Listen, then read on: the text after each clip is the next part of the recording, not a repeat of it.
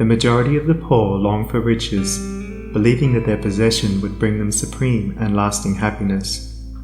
Many who are rich, having gratified every desire and whim, suffer from ennui and repletion, and are farther from the possession of happiness even than the very poor.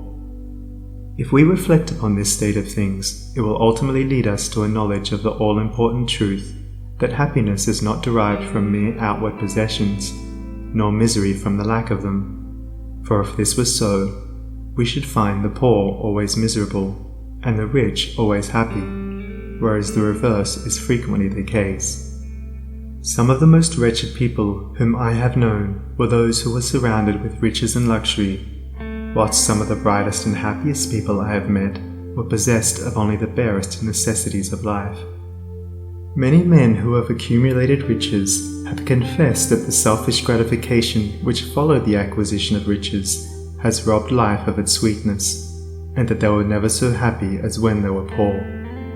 What then is happiness, and how is it to be secured? Is it a figment, a delusion, and is suffering alone perennial? We shall find, after earnest observation and reflection, that all, except those who have entered the way of wisdom, believe that happiness is only to be obtained by the gratification of desire.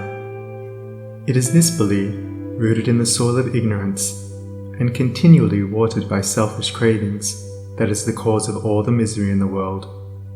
And I do not limit the word desire to the grosser animal cravings.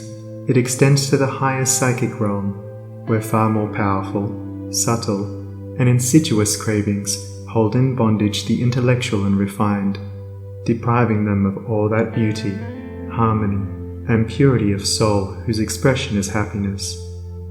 Most people will admit that selfishness is the cause of all the unhappiness in the world, but they fall under the soul-destroying delusion that it is somebody else's selfishness and not their own.